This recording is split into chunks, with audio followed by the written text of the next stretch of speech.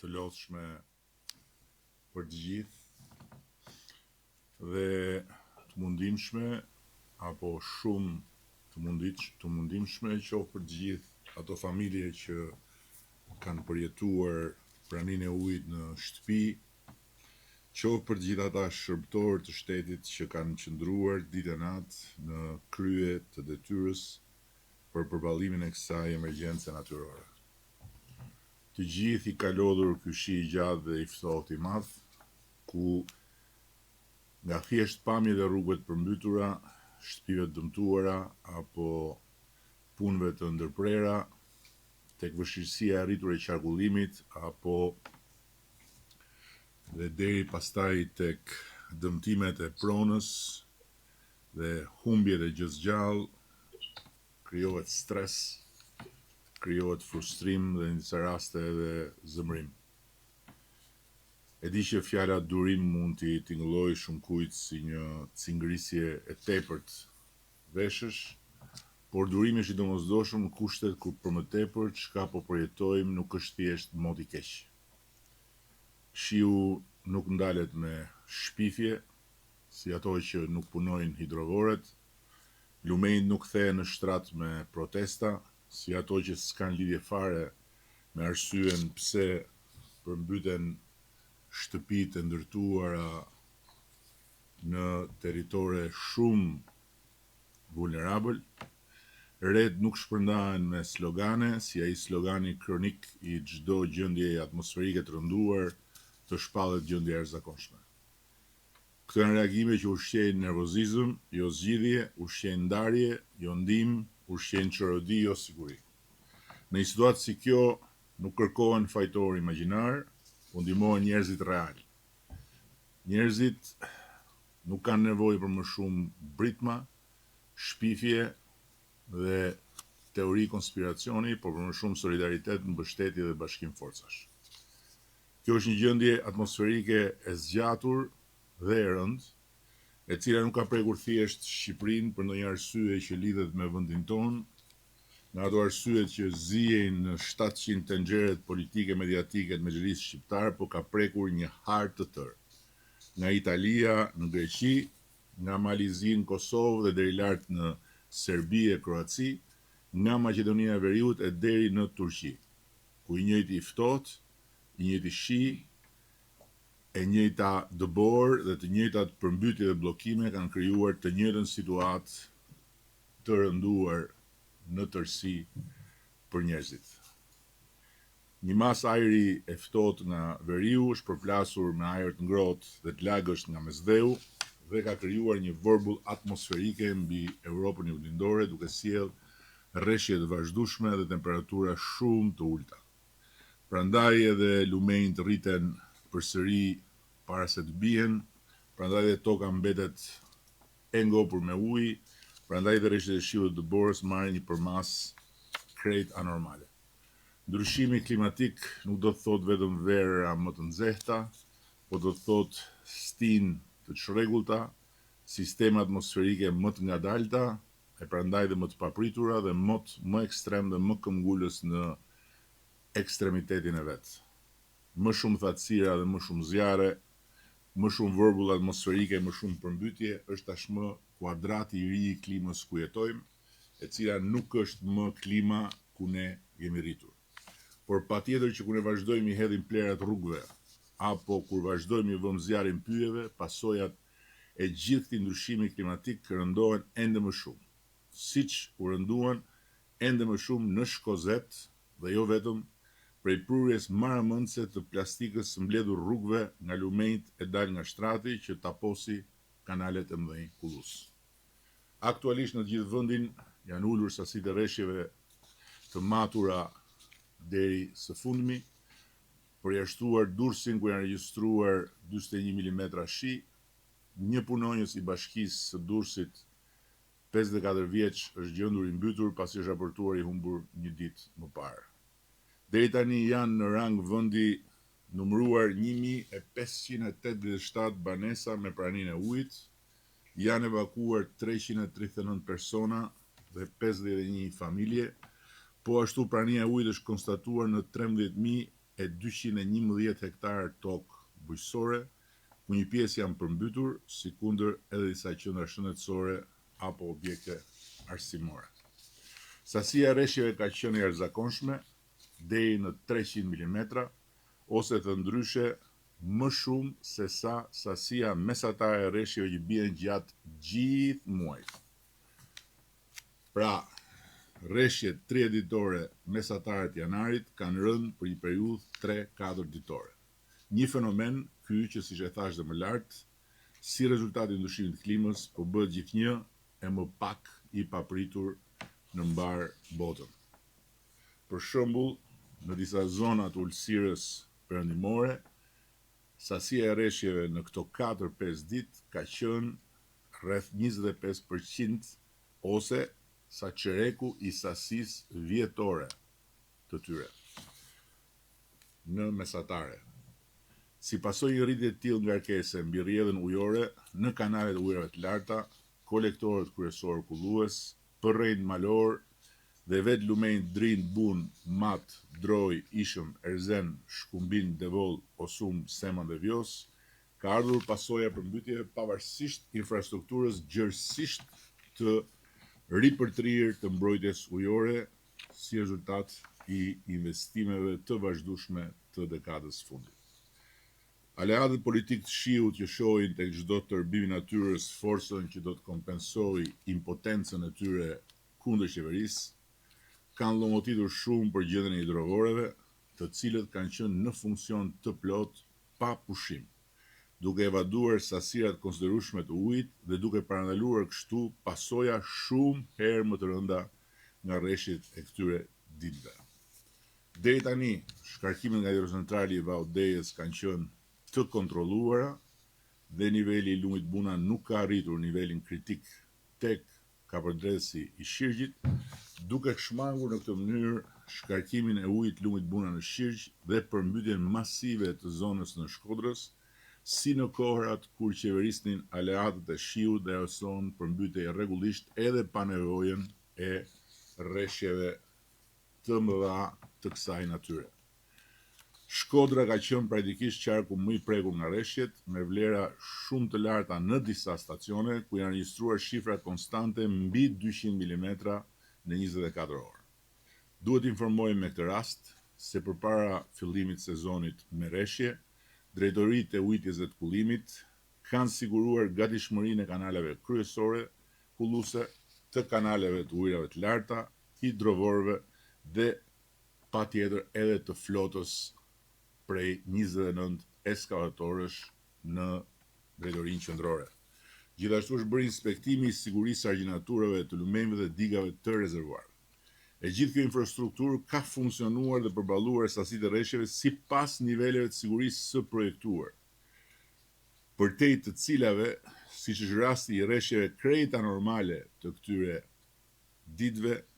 dalja e ujit nga rrjedha natyrale dhe përpasoj përmbytja për pika e zona më vulnerabël për arsye krejt objektive është e pashmangshme në cilin do vend jo të Shqipërisë, po të planetit. Duhet informojmë po ashtu se prej vitesh tani më ne kemi një proces mirëmbajtjeje të infrastrukturës së kullimit, ku përveç remontit të plot të 27 hidrovoreve gjatë sezonit verës, largohen çdo vit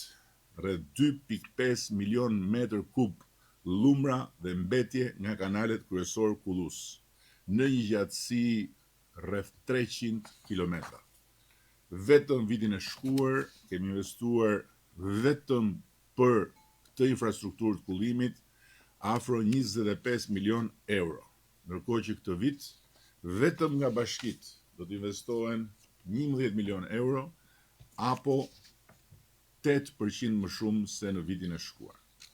Po për të dhënë një ide më të plotë të transformimit bërë në këtë drejtim, duhet të informojmë se investimet për afro 250 milion eurosh në dekadën e fundit kanë rindërtuar 536 kanale ujitse dhe kullimi që ishin faktikisht thuajse të stërpërgjysmuara në efikasitetin e tyre,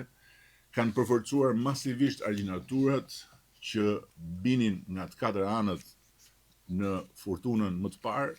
kanë futur në punë 12 rovor që kishin rreshtur spunuari prej vitesh, kanë rritur sigurinë e 44 digave më të kërcënuara, kanë shtuar ndjeshëm kapacitetet e flotës së ekskavatorëve edhe në nivelin vendor. Po përtej këtyre investimeve, investimi ynë më i madh dhe më i suksesshëm ka qenë reformimi strukturor dhe transformimi i trutave tona të emergjencave, ushtrisë, policisë, energjisë, bujqësisë, nga trupa pa kokë, pa koordinim, pa bazë materiale dhe të veshur si s'ka më keq, në trupa që vjen lëvizje automatikisht, jo kur fillon furtuna, po sapo leximi meteorologjik paremëron furtunën. Patjetër që ka akoma mësime për të nxjerrë dhe boshllëqe për të mbushur, por e vërteta është se nëse rreshtit e pazakonta të ditëve të fundit ranë dhe përmbytën njësoj vende në krejt rajonin tonë, Shqipëria nuk reagoi njësoj si dikur, kur edhe një shi i zakonshëm bënte ujë dynjan, sepse sot Shqipëria është krejt tjetër. Reagimi i shtetit është krejt tjetër dhe mbrojtja dhe garancitë për familjet e dëmtuara janë krejt tjetër. Unë erdhëm në qeveri në malin e borxheve që na lanë trashëgim aleatët e shiut, ishte edhe një pjesë e tërë borxhesh nga përmbytjet e zonës së Shkodrës. Ne i shlyem një ato borxhe dhe nuk kemi hyrë më në asnjë borxh të kësaj natyre me njerëzit, përkundrazi kemi përballuar me dinjitet njerëzor, shtetëror dhe politik, jo vetëm detyrimet nga përmbytjet, që edhe pse sfidat e klimës janë bërë më të mprehta, kanë qenë sidoqoftë shumë më pak, pikërisht sepse e kemi rritur ndjeshëm aftësinë mbrojtëse të infrastrukturës sonë, apo detyrimet nga zjarret, që janë një sfidë rritur e viteve të fundit,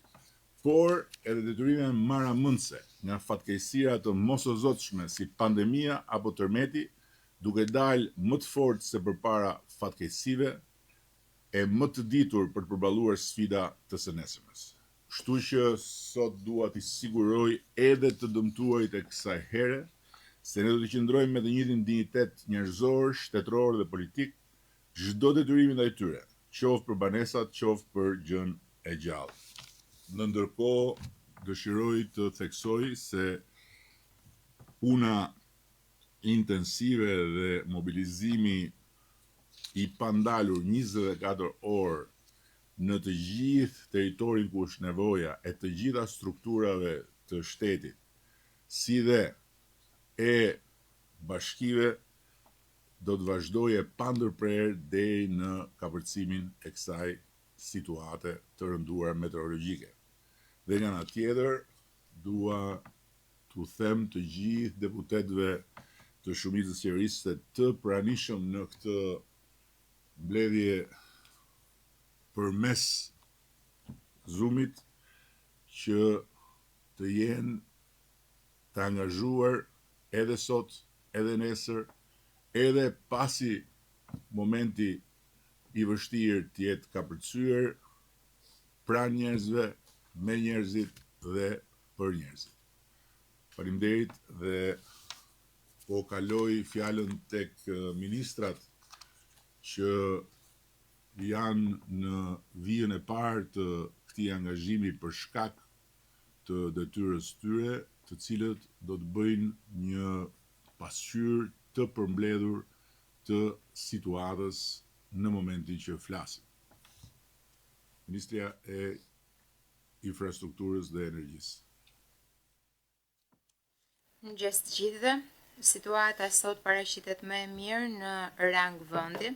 po e nis nga energjia, për sa i përket të gjithë menaxhimit, kanë qenë në terren më shumë se 1600 punonjës, të cilët kryesisht nga data 2 janar janë angazhuar në zonat më të prekura, që janë rajonet e Tiranës, Durrësit, Vlorës, Gjirokastrës dhe Elbasanit, në ndërkohë nga ana tjetër gjithashtu është menaxhuar dhe veriu, por për shkak të investimeve që kemi bërë në veri, zonat kanë qenë më të mbrojtura dhe më pak problematik. Duke pasur parasysh dhe ndryshimin e kushteve atmosferike dje në zonat malore, qofshin këto të veriut apo të verilindjes, kemi pasur disa shkëputje në zonën e Kuksit apo zonën e Librazhdit, por që të gjitha janë kthyer në funksion në kohë rekord. OST-ja sot, operatori i sistemit transmetimit, relaton në raportin e orës 8 që të gjitha linjat janë funksionale, nuk kemi asnjë problematik për sa i përket transmetimit. Ndërkohë, për sa i përket tensionit të mesëm dhe tensionit të ulët, duhet kemi parasysh që gjatë ditës së djeshme që ka qenë edhe dita kulmore e problematikave për sa i përket kushteve atmosferike, kemi arritur një total të ndërprerjes për 38.731 abonent. Kaq kanë qenë defekte duke e krahasuar me totalin e të gjithë abonentëve që shkon deri në 1 milion. Ndërkohë që gjatë ditës së sotme është ulur numri, kemi vetëm 19.175 abonent në këto momente pranë raportin e orës 8 pa energji, të cilët ndahen në urban 4.786, në rural 10.030, ndërkohë që në rural i thellë 4.359 abonent. Synohet që në orët në vazhdim të gjitha këto të rikuperohen. Përsa i përket në stacioneve, janë të gjitha funksionale në rang vëndje përveç 2 stacioneve të cilat kanë akoma prezencë të ndjeshme të ujit, do të thoja që është ai i Kafarajt dhe i Poçemit. Megjithatë, me rënien e nivelit të Vjosës, shpresojmë që shumë shpejt të dyja në stacionet, pasi të pastrohen dhe të krijohen gjithë kushtet e sigurisë, të vendosen në funksion.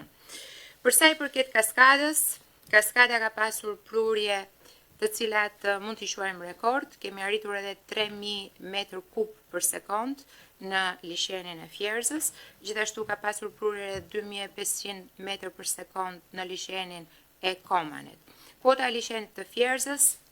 sipas raportimeve të orës 8, ka arritur në 289.77 metra, prurjet në këto momente kanë rënë, janë 1.500 metër kub për sekond, ndërkohë që punojnë, nuk kemi bën punë asnjë nga agregatët, duke ruajtur kështu nivelin. Përsa i përket Komanit, kuota ka arritur në 173.27 metra, prurjet në këto momente janë 950 deri në 500 metër kub për sekond, ndërkohë që kemi një agregat në punë, ndërkohë që në vallën e Dejës kuota ka arritur 74.94 metra, prurjet në këto momente janë nga 690 deri në 60 metër kub për sekond, kemi prurjet kontrolluara tashmë pa asnjë problematik për hapjen e portave, ndërkohë janë në punë të 5 agregatët. Sigurisht, duke pasur parasysh edhe vazhdimsinë e kushteve atmosferike, si forcat e armatosura, ashtu edhe aviacionit civil, kanë njoftuar që do ketë rreshtje edhe gjatë ditës sotme, por janë rreshtje mesatare dhe me prurje të ulta. Nga ana tjetër ne presim që gjatë mesnatës sonte të ketë një agravim të rreshtjeve, por kuotat na lejojnë që të menaxhojmë gjithë situatën duke mos shkarkuar pra në mënyrë të pakontrolluar në fushë kodër. Përsa i përket akseve rrugore, akset rrugore janë të gjitha funksionale. I referojmë këtu akseve kombëtare, jemi në dieni gjithashtu që ka pasur problematika në akset rurale të cilat mirëmbahen kryesisht nga bashkitë, ka pasur një angazhim për të ndihmuar edhe bashkitë nga autoriteti rrugor shqiptar dhe nga të gjithë kontraktorët. Kryesisht ka pasur aluvione, ka pasur inerte, të cilat kanë zbritur nga skarpatet e maleve, madje edhe rrugë që janë konsoliduara prej vitesh, siç është aksi nga Gjirokastra në Tepelen, në shkallën e Zez, së bashku me Mirelën kemi ndjekur gjithë situatën, kemi pasur aty rënje inertesh nga skarpatet mbi skarpatet e kontrolluara të rrugëve, e përmendët dhe ju. Fakti që kemi pasur shumë zjarre, fakti që ka mungesë bimësie në zonën e jugut e ka bërë shumë sfiduese situatën për mirëmbajtjen e rrugëve, megjithatë i gjithë territori është i aksesueshëm. Unë do përfitoja nga rasti për të bërë një thirrje, duke qenë se temperaturat janë ulur ndjeshëm 24 orët e fundit, kërkohet që të gjithë drejtuesit e automjeteve, të cilët aksesojnë zona ku ka prezencë ngritëse apo të bore, duhet përdorin gomat e dimrit ose zinxhirët sipas rastit dhe kërkesës.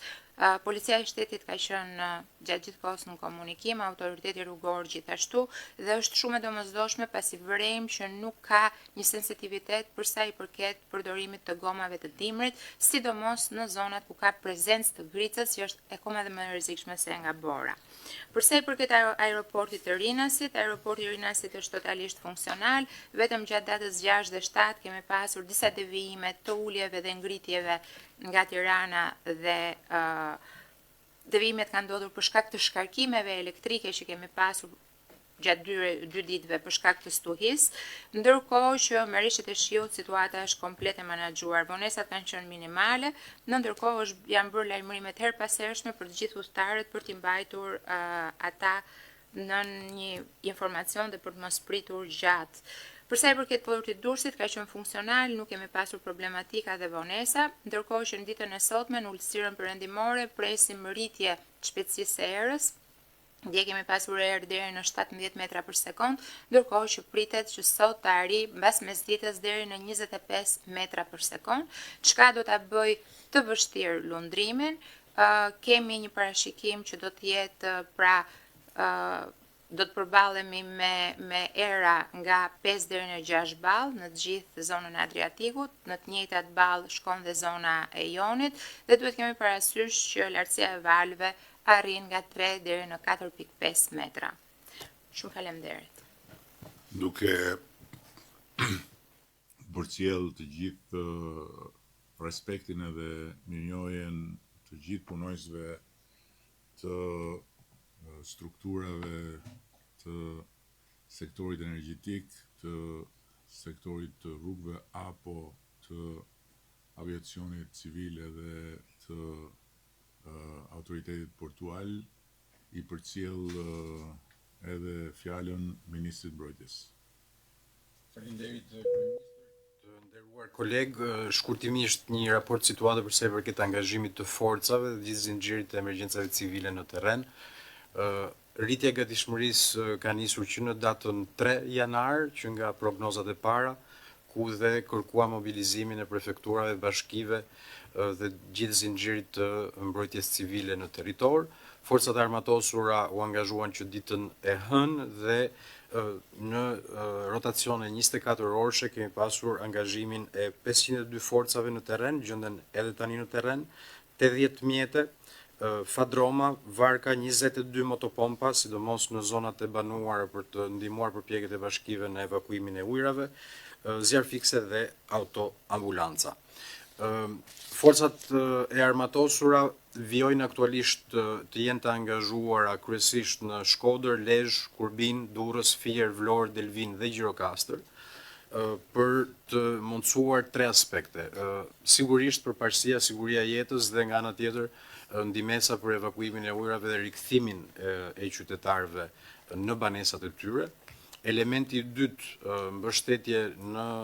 mbrojtjen e infrastrukturave kulluese në bashkëpunim me Ministrinë e Bujqësisë dhe me bashkitë, dhe elementi i tretë ka të bëjë me rehabilitimin e disa akseve. Forcat xheniere janë gjithashtu të angazhuar në këto momente nga Shkodra, Kurbini,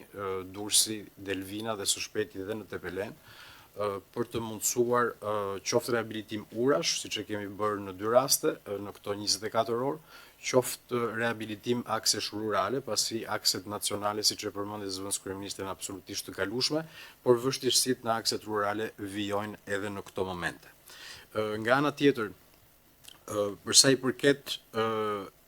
elemente mbështetës për banorët e evakuar, një pjesë e mirë prej tyre,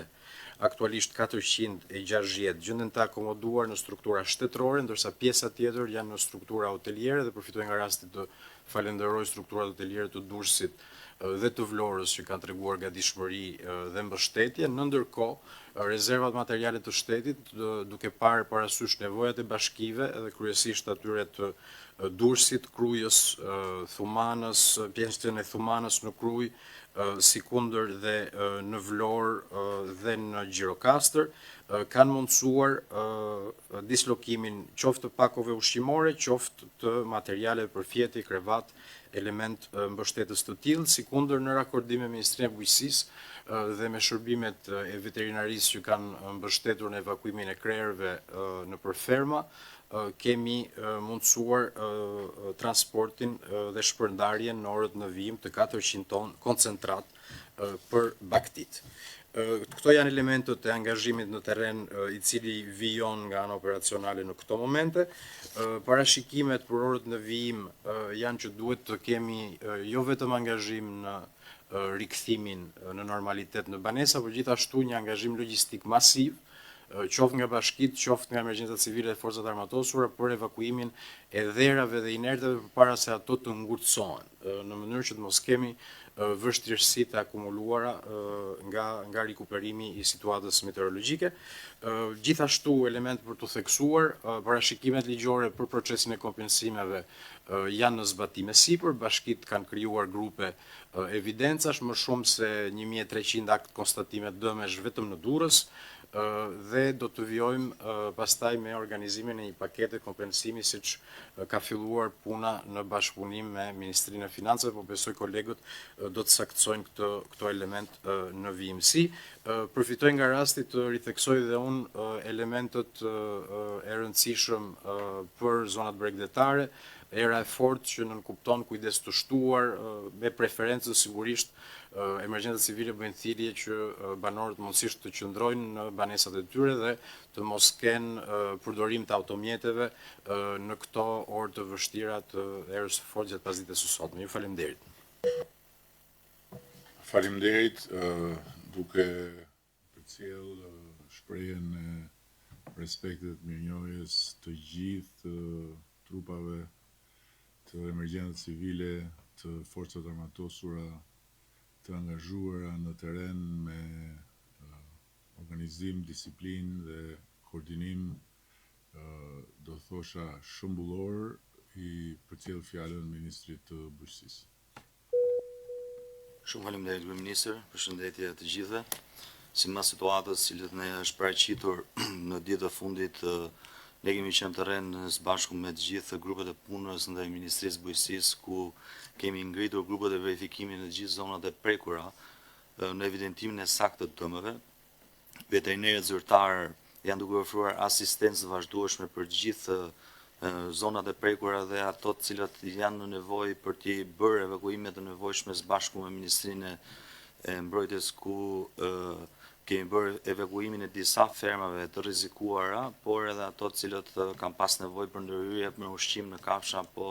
të cilët ne kemi dhënë asistencën tonë. Hidrovorët janë në një gatishmëri ku kanë funksionuar normalisht në të gjithë Shqipërinë, gjë e cila na ka ndihmuar edhe në të gjithë procesin i cili ka qenë në lumenjt dhe në procesin që kemi pasur këto ditë. Po punojmë për hapjen dhe pastrimin e kanaleve kulluese, ku atje ku kemi pas nevojshme me gjithë eskavatorët, ku kemi rreth 29 eskavatorë në gatishmëri në nivel kombëtar, ku i kemi pas në zonat kryesisht të prekura ndaj përmbytjes, ku të gjithë eskavatorët kanë qenë në gatishmëri 24 orë për të monitoruar dhe për të pasur në një mundësi ndërhyrje në zonat e cilat kemi bërë edhe në regjinaturat, ku në regjinaturën në dy qarje në Sheqeras në Devol dhe mbilisht Shtic, e cila vazhdojnë akoma për ndërhyrjen e këtyre dy qarjeve në regjinaturë, sepse kemi pas një përmbytje të konsiderueshme në këto dy zona. Jemi në punë e sipër, në verifikim në terren së bashku me bashkitë dhe emergjencat civile, në mënyrë që ne të bëjmë saktësimin e saktë të dëmeve në bujqësi dhe të gjithë të prekurave të cilët ne do t'i evidentojmë dhe të kemi një pasqyrë të përgjithshme në gjithë Shqipërinë dhe në territorin e prekur. Faleminderit. Faleminderit zoti ministër. Për përcjell fjalën ministres së Brendshme. Faleminderit Kryeministër, përshëndetje të gjithëve. edhe Ministria e Punëve të Brendshme në fakt me gjithë strukturat e veta ka qenë në gatishmëri gjatë gjithë kësaj periudhe, duke nisur me strukturat e prefektëve, të cilët kanë mbledhur menjëherë shtabet e emergjencës në nivel prefekture, duke koordinuar dhe duke mbledhur gjithë informacionet e nevojshme që në fakt në të tilla situata janë të domosdoshme jetike për të koordinuar punën e përbashkët. Nga këto takime dhe nga prezenca në terren kemi arritur dhe kemi bërë të mundur që të gjendemi pranë çdo qytetari që ka patur nevojë qoftë për evakuimet, qoftë për ndërhyrjet menjëhershme në situata shëndetësore apo në situata problematike. Ndërkohë nga ana tjetër është e vetkuptueshme që në këtë situatë Policia e Shtetit dhe Shërbimi Zjarfikës janë në krye të detyrës, kanë qenë dhe do të vijojnë të jenë me mira efektiv prezent në gjithë territorin. Konkretisht rreth 5500 punonjës të Policisë Shtetit kanë qenë të angazhuar në territor duke mbështetur të gjithë strukturat dhe janë 700 mjete të Policisë Shtetit të cilat janë vendosur në dispozicion për të mbështetur dhe për të ndihmuar. Sigurisht që siç e theksova, e rëndësishme është që përveç qytetarëve të asistohet dhe në kohë informacioni dhe çdo ndërhyrje e domosdoshme. Prandaj për këtë forcat zjarfikse që janë mbi 720 efektiv të përfshirë në terren, të angazhuar në këtë situatë, kanë kryer dhe ata rolin e tyre sa i përket misioneve jetëshpëtuese. 55 automjete zjarfikse në dispozicion, 22 pompa thithëse angazhuar në zonat problematike, sigurisht që zjarfiksit edhe për shkak të formimit të tyre edhe të natyrës punës që kanë qenë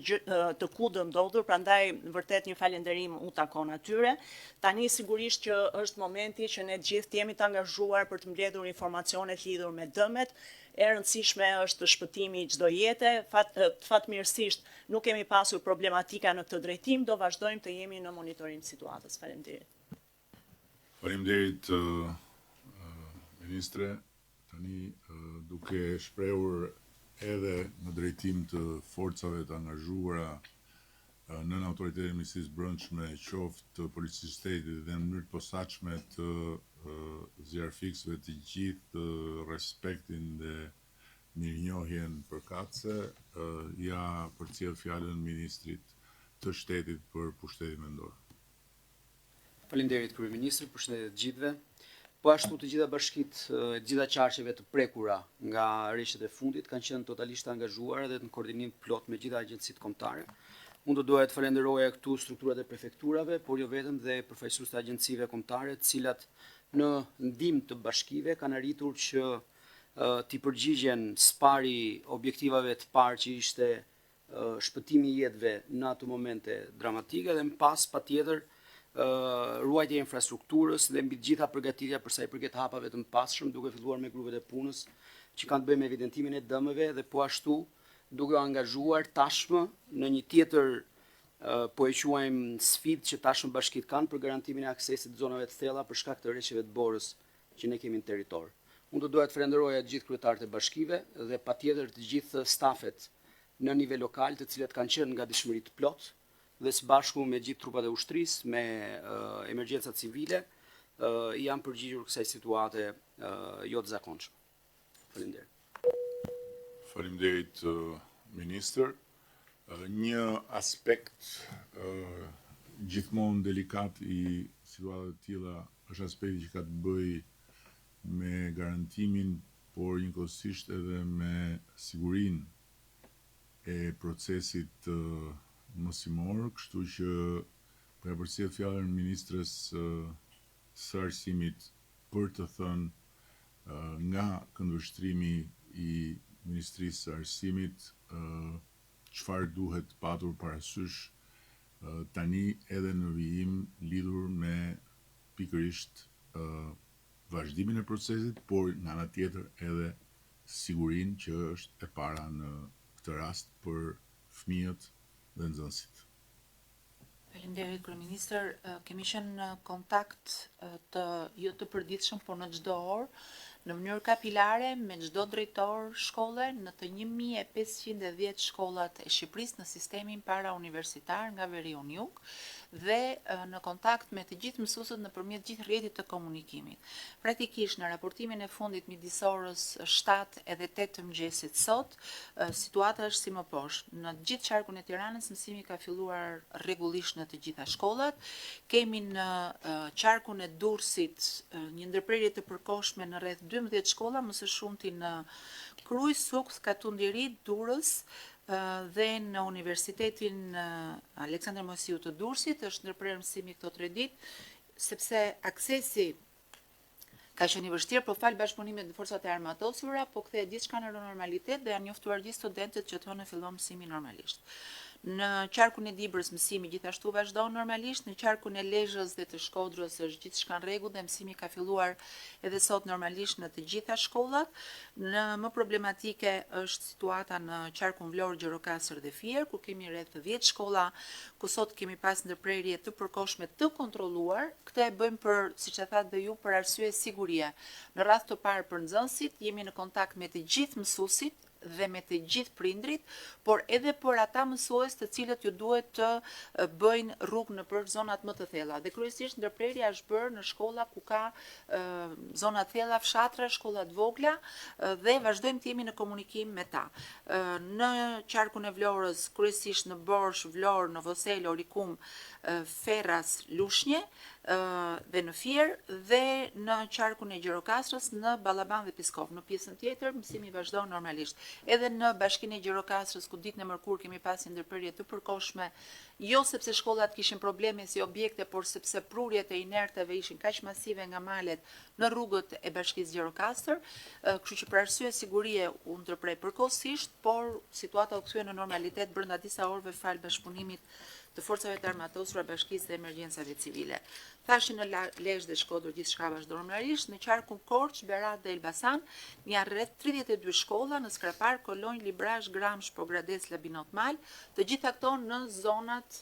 malore të thella dhe në shkolla vartësie kryesisht që ndodhen në zonat vështira, ku për shkak të ngritjes kemi menduar që të mos rrezikojmë as mësuesët dhe as nxënësit që duhet zhvendosen. Kjo është situata për momentin. Në rang vendi nga 1510 shkolla, rreth 54 shkolla kanë ndërprerje të përkohshme të mësimit sot. E ndjekim në vazhdimsi dhe për fat mirë në raport me shkollat përpara kemi fundjavën, kështu që raportimin e kemi në çdo një orë sot në drejt do t'ju bëj me dije edhe raportimin final, i ndjekim nxënësit derisa shkojnë gjithë në përshpia dhe mësuesët të gjithë në përshpia me përfundimin e procesit mësimor. Kjo është situata. Faleminderit, ministre, duke dashur të marrë shembullin e bllokimit të aksesit në Universitetin Aleksandër Mosiu, dua të ndaj me ata që na ndjekin faktin se për shkak të pranisë vazhdueshme në investimet e bëra në atë zonë, kam parë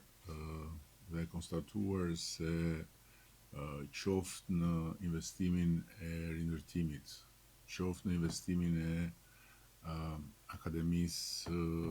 së Manchester City, qoftë në disa investime të tjera publike,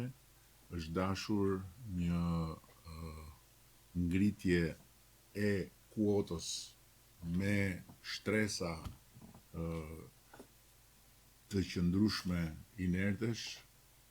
deri në 2 metra në rastet caktuara. Që do thotë që në atë territor kemi një problematikë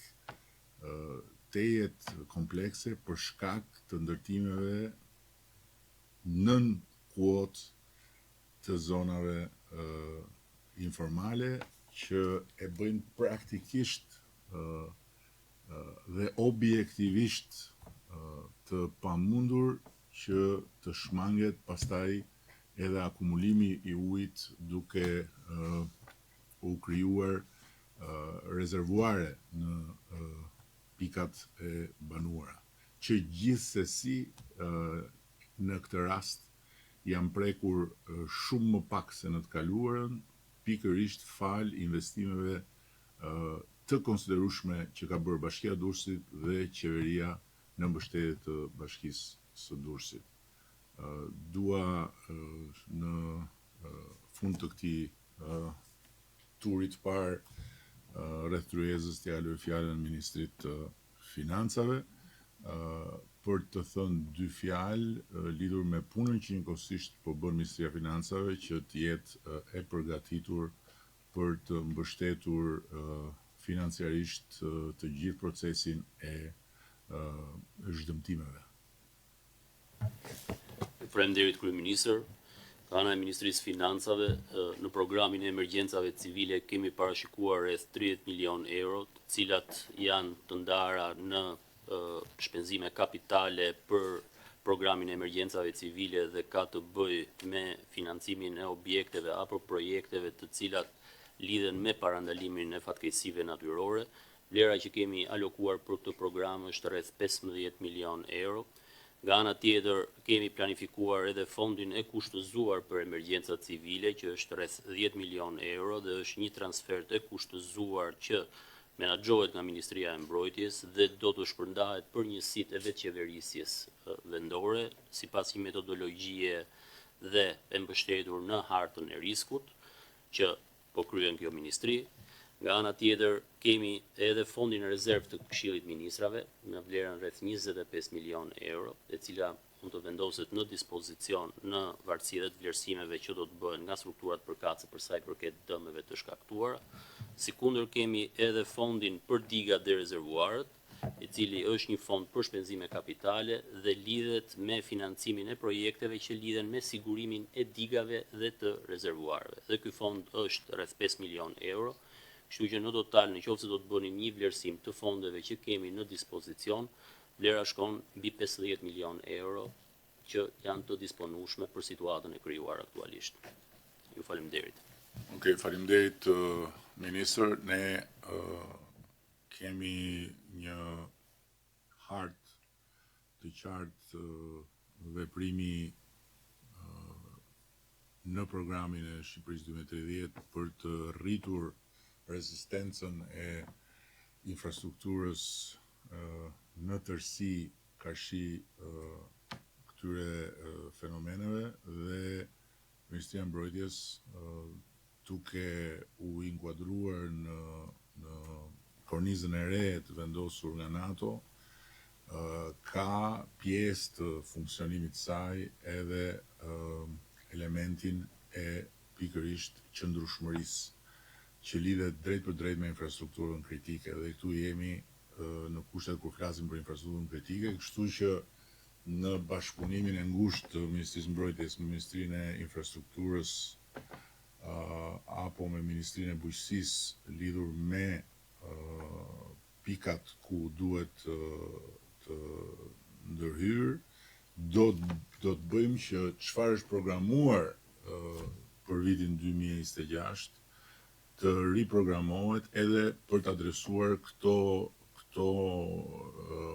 pika ku ka ndodhur dëmtime. Dhe njëkohësisht të vazhdojmë me planin e punës të këtij mandati në mënyrë që të çojmë deri në fund të gjithë procesin e transformimit të kësaj infrastrukture nga një infrastrukturë që deri dje ishte thuajse inekzistente, dhe boll shikosh sasinë e hektarëve të mbuluar nga uji sot, pas gjithë kësaj lemerie atmosferike dhe sasitë që mbuloheshin nga uji të hektarëve në të kaluarën për të kuptuar ndryshimin e pakrahasueshëm. Shumë faleminderit. Një cikël i dytë ndërveprimi do të bëhet mes autoriteteve këtu të pranishme dhe kryetarët bashkive, por edhe deputetët janë të mirëpritur të bëjnë konstatimet e tyre, ndërkohë që po e mbyll duke ju kërkuar deputetëve edhe një herë që të jenë të pranishëm në të gjitha zonat e tyre të përkujdesjes ndaj njerëzve, jo zgjedhësve, po njerëzve, pa dallim, dhe të bashkëpunojnë ngushësisht me kryetarët e bashkive dhe me strukturat në territor për të bërë të mundur që gjithë procesi i zhvendimit të jetë një proces sa më i plot, sa më i drejtë dhe sa më efikas.